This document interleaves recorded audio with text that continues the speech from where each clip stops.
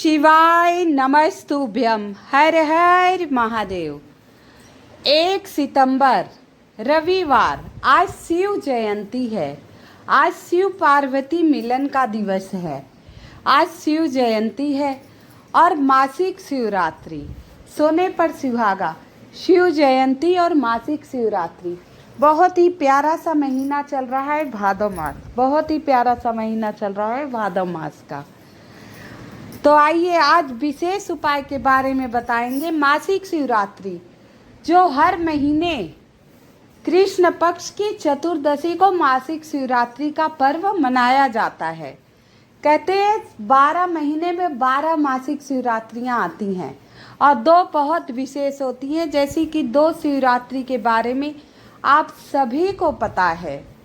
पहला आता है ये सावन के महीने की शिवरात्रि और दूसरा फागुन मास की। तो आज कुछ विशेष उपाय के बारे में बात करेंगे। ये उपाय जो व्यक्ति बीमार है, चाहे बड़ी बीमारी हो चाहे छोटी बीमारी हो, बहुत ही आसान सा उपाय है। अच्छी तरह समझकर तब ये उपाय करना। ये उपाय बहुत ही सटीक है।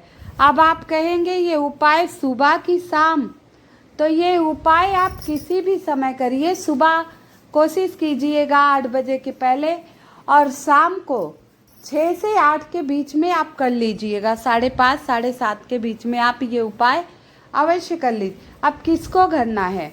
घर के सभी सदस्य स्वयं के लिए करें, बहुत अच्छा। नहीं तो बड़ी माताएं बहनें अपने घर के जो सदस्य बीमार हैं या किसी समस्या, उनके लिए करें।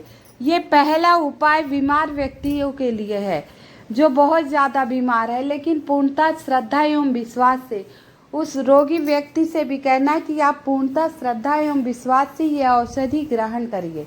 तो आइए, इसमें क्या चाहिए? जैसे कि 5 लौंग, 5 साबुत लौंग ले लीजिएगा। क्या लेना है आपको? 5 साबुत लौंग फूल वाली लेनी है, टूटी फूटी खंडित नहीं होनी चाहिए। और 1 लोटा जल। 5 हम साबुत लौंग ले लिए ना, 1 लोटा जल।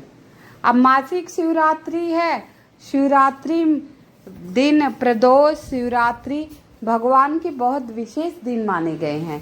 तो अब मासिक शिवरात्रि है तो उसमें कुछ बूंदे गंगा जल की आप डाल लीजिए। मासिक शिवरात्रि है तो कुछ बूंदे आपको गंगा जल की डाल लेनी है। गंगा जल की कुछ बूंदे डाल ले। और जो जल भरेंगे आप अपने ही रसोई घर से भरेंगे। कहते हैं जो पीने के पानी, परिंदे, आरो, मटका जो भी आप रखे हैं, स्वच्छ जल, वो 1 कलश ले लीजिए। 1 लोटा मतलब तांबे के लोटे में भर लीजिए और कुछ बूंदे गंगा जल की मिला लीजिए। कहते हैं रसोई घर से जल भरकर शिवलिंग पर समर्पित किया जाए तो कई प्रकार के दोष मिट जाते हैं। तो हम 1 लोटा जल ले लिए और 5 लौंग। बस इस उपाय में 2 ही सामग्री चाहिए और आप शिव मंदिर आ गए। आप ये लेकर शिव मंदिर आ गए। तो हम 5 लौंग लिए हैं, खंडित नहीं है, टूटी फूटी नहीं है। और ये उपाय आप सुबह 8 बजे नहीं कर पा रहे हैं तो 12 बजे तक कर लीजिएगा, 12 बजे के बाद नहीं, और शाम को 4 बजे के बाद, ठीक है। आइए, तो हम जो 5 लौंग ले हैं, 5 लौंग ले लिए हैं ना, तो 5 लौंग इस प्रकार चढ़ाना है। नीलकंठेश्वर महादेव का नाम लेते हुए। देखिए मैंने लिख दिया है जिससे आप लोग भूले नहीं। नीलकंठेश्वर महादेव का नाम लेते हुए, ऐसे जिस तरह ये चढ़ा हुआ है, गोल गोल हरा हरा बना है, यहाँ लौंग चढ़ानी है। पहले गणेश जी के स्थान से शुरू करना। नीलकंठेश्वर महादेव का नाम लेते हुए 5 लौंग है तो 5 बार आपको नीलकंठेश्वर महादेव का नाम लेना है। क्या लेंगे? पहले आपको लौंग ही समर्पित करना है, नीलकंठेश्वर महादेव का नाम लेते। और जो व्यक्ति बीमार है मन में उसका नाम लीजिए, गोत्र बोल दीजिए। अब इसके बाद बोलिए हे शिव शंभु। अभी जल नहीं चढ़ाना है।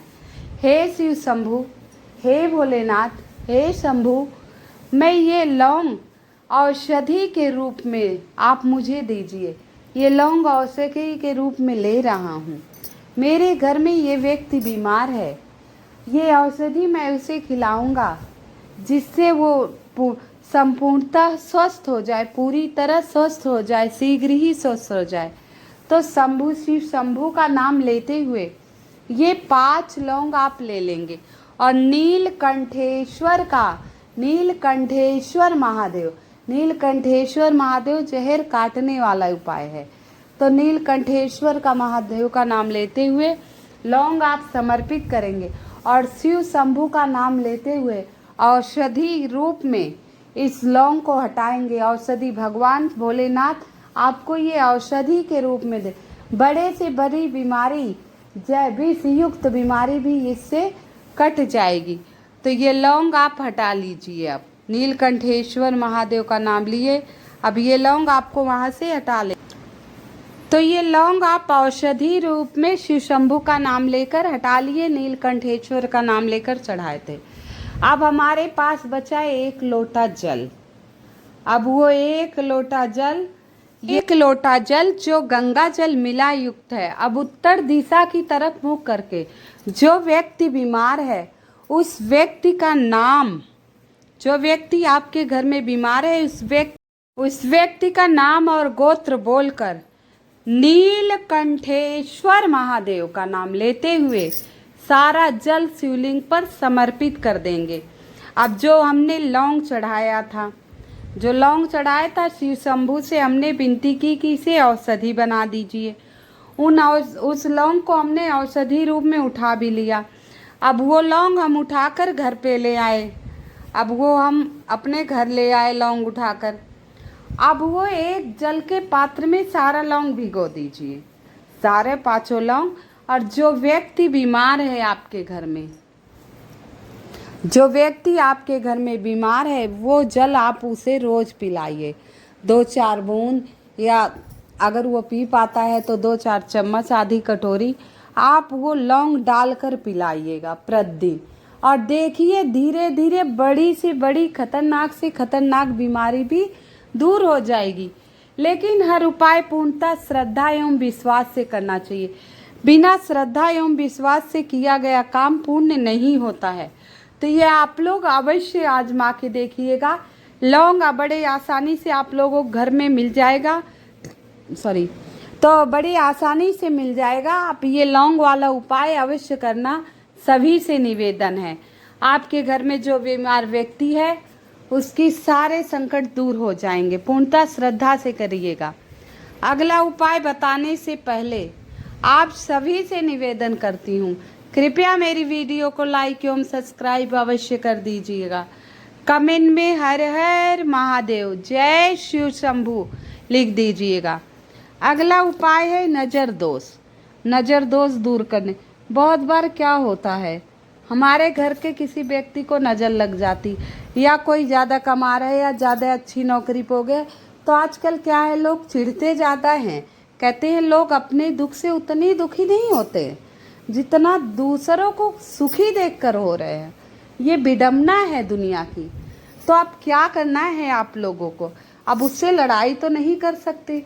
तो नज़र दोष हाय से बचने के लिए, जो व्यक्ति को आपको लग रहा है बार बार नज़र लग रही है, बच्चा हो व्यक्ति हो, तो उसके लिए ये उपाय है, बहुत ही विशेष, बहुत ही सटीक उपाय है। तो आइए क्या करना है आपको, एक इसमें बेलपत्री लेना है, एक बेलपत्री, एक समीपत्र, एक समीपत्र और एक चुटकी काला तिल और 1 लोटा जल। अब जैसा कि मैं हर वीडियो में बताती हूँ, जल आपको अपने रसोई घर से भरना है। जो हम रसोई घर से जल भरते हैं, हमारी कई परेशानियाँ घर की दूर हो जाती, जैसे वास्तु दोष है। अब लोग घर बनवा लेते हैं, बहुत लोगों के पास तो भाई पैसे हैं, दोबारा वास्तु दोष के अनुसार बनवा लेते हैं। लेकिन भाई बहुत लोगों के पास नहीं है, एक बार बनवा लिए दोबारा कैसे बनवाएं। तो क्या करना है आपको, जब भी शिवलिंग पर जल चढ़ाने जाइए अपने रसोई घर से ही भरिए। अगर आरओ है जहाँ पानी पीने का लेते हैं वहाँ से आप भर लीजिए, तो काफ़ी हद तक वास्तु दोष दूर हो जाता है। तो आप 1 लोटा जल ले लिए, कुछ बूंदे गंगा जल मिला लिए। अब 1 चुटकी काला तिल हम उसी में डाल देंगे, जल में 1 चुटकी काला तिल। अब बेलपत्र समीपत्र लेकर हम शिव मंदिर आ गए। बेलपत्र समीपत्र लेकर हम शिव मंदिर आ गए। अब बेलपत्री हमें जलाधारी, जहाँ माता अशोक सुंदरी का स्थान है, वहाँ चढ़ा देना है। डंठल पीछे की तरफ, बड़ी पत्ती माता अशोक सुंदरी की तरफ, जलाधारी पर बड़ी एक बेलपत्री हम अशोक सुंदरी का स्थान पर चढ़ा दिए जलाधारी पर। अब बचा समीपत्र। समीपत्र हम शिवलिंग पर समर्पित कर देंगे। अब जल चढ़ाना है, उस व्यक्ति का नाम और गोत्र बोल देना जो आपके घर में परेशान है, बार बार बीमार हो जा रहा है, बार बार नज़र लग रही है, हाय लग रही है, तो उस व्यक्ति का नाम और गोत्र बोलकर आप शिवलिंग पर अब जल चढ़ाएंगे। समीपत्र चढ़ाने के बाद आप जल चढ़ाते समय किस भगवान का नाम लेना है, महादेव की किस नाम का नाम लेना है, महादेव का कौन सा नाम लेना है, हर नाम का अलग अलग विशेषता है। तो श्रम केश्वर महादेव, श्रम सेश्वर महादेव का नाम लेना है, श्रम केश्वर महादेव। जैसे कुंदकेश्वर है, श्रम केश्वर, नीलकंठेश्वर था, अब श्रम केश्वर महादेव का नाम लेते हुए धीरे धीरे सारा जल शिवलिंग पर समर्पित करना है। और ध्यान रखना है, एक कटोरी जलाधारी के पास रख देना जो जल्द गिरे, जिससे उसमें आ जाए। तो एक कटोरी आप जलाधारी के पास रख देना, शिवलिंग पर सारा जल धीरे धीरे समर्पित कर दीजिए। अब जो जल हम कटोरी में लिए हैं, अब 2 मिनट शिव चौखट पर बैठकर नमः शिवाय ओम नमः शिवाय ओम नमः शिवाय ओम नमः शिवाय ओम नमः शिवाय 5 मिनट, 10 मिनट, 2 मिनट, 1 मिनट, जैसे आपके पास समय हो इस हिसाब से शिव चौखट पर उपाय करने के बाद शिव जी की चौखट पर अवश्य बैठ जाया कीजिए। बहुत अच्छा होता है, शिव जी की चौखट पर अवश्य बैठकर 2 मिनट जब कर लो, 1 मिनट कर लीजिए, वो आपके ऊपर है। 5 बार बोल दीजिए नमः शिवाय ओम, 5 बार में तो 1 सेकंड ही लगेंगे।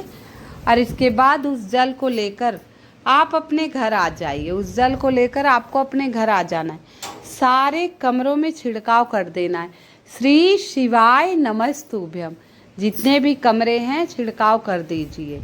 बस मात्र इतना कर दीजिएगा, नज़र दोष सब दूर हो जाएंगे, घर से हाय दूर हो जाएगी, काफ़ी हद तक आपके घर की कई परेशानियां दूर हो जाएंगी।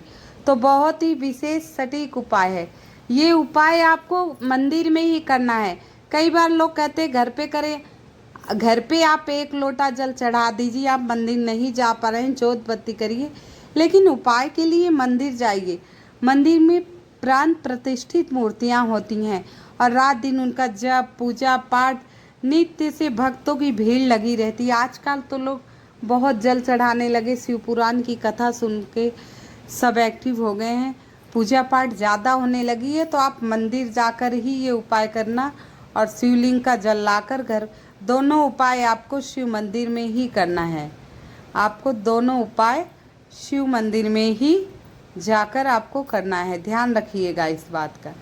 आइए, एक बहुत ही विशेष उपाय है। ये उपाय आप प्रदोष काल में करना है। इसमें गाय का ही दूध लेना है आपको, नहीं तो सुबह भी कर सकते हैं। 1 साबत बेलपत्री ले लेना और गाय का दूध, उसमें थोड़ा सा पानी मिला लेना, उसमें थोड़ा सा पानी मिला लेना। क्योंकि मासिक शिवरात्रि है, दूध, कच्चे दूध का ये उपाय बहुत ही विशेष होता है। कहते हैं हर तरह की परेशानियां दूर कर देती हैं। और 1 लोटा जल ले लेना, क्योंकि अभिषेक करने के बाद शुद्ध जल से स्नान कराया जाता है प्रभु को। तो 1 लोटा जल ले लेना, उसमें काले तिल, अक्षत, फूल जो आपको डालना है वो डाल सकते हैं। अब हम शिव मंदिर गए, उत्तर दिशा की तरफ मुख करके बैठ गए। अब जो बड़ी पत्ती है, 3 पत्तियां होती है ना बेलपत्री में, आप लोगों को पता होगा 3 पत्तियां होती हैं बेलपत्री में। तो जो बड़ी पत्ती है उसी से दूध लेकर आप शिवलिंग पर समर्पित करेंगे। श्री शिवाय नमस्तुभ्यम, श्री शिवाय नमस्तुभ्यम 21 बार, 51 बार, 108 बार, जैसे आपकी मर्जी उस हिसाब से आप दूध समर्पित करेंगे। और अपनी मनोकामना कह दीजिएगा, जो आपकी मनोकामना, जिस मनोकामना से कर रहे हैं। कहते हैं महाशिवरात्रि के दिन गाय का दूध और बेलपत्री से शिवलिंग पर समर्पित करें तो इससे सारी मनोकामनाएं आपकी पूर्ण होगी।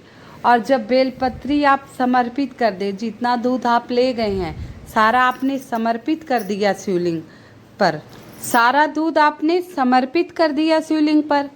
अब जो बेलपत्री पर बची हुई आप समर्पित की, उस बेलपत्र को आप माता अशोक सुंदरी के स्थान पर चढ़ा देंगे। श्री शिवाय नमस्तुभ्यम का जाप करते हुए सारा दूध शिवलिंग पर समर्पित कर दीजिए और बेलपत्री माता अशोक सुंदरी के स्थान पर रख दीजिएगा। और अब अपनी मनोकामनाएं, जो समस्या हो, बाबा से कहिए वो समस्या आपकी दूर करें, आपकी मनोकामना पूर्ण करें। आप अपनी विनती भगवान भोलेनाथ से कहिए। इसके बाद कहते हैं दूध दही चना में दूध दही पंचामृत से अभिषेक करिए, चाहे जिस चीज़ से। फिर प्रभु को शुद्ध जल से स्नान अवश्य कराना चाहिए। तो अब प्रभु को जो शुद्ध जल ले गए उससे स्नान करा दीजिए, श्री शिवाय नमस्तुभ्यम का जाप करते हुए। अब ये उपाय करने के बाद अपनी मनोकामना कह दीजिए और कह दीजिए, हे प्रभु, मैंने सामर्थ्य अनुसार आपकी पूजा की, मेरा सर्वदा कल्याण कीजिएगा। मात्र ये छोटा सा उपाय कर लेना, आपकी सारी मनोकामनाएं पूर्ण हो जाएंगी। इसके बाद आप अपनी पूजा अर्चना में जो गलती हो क्षमा मांग लें।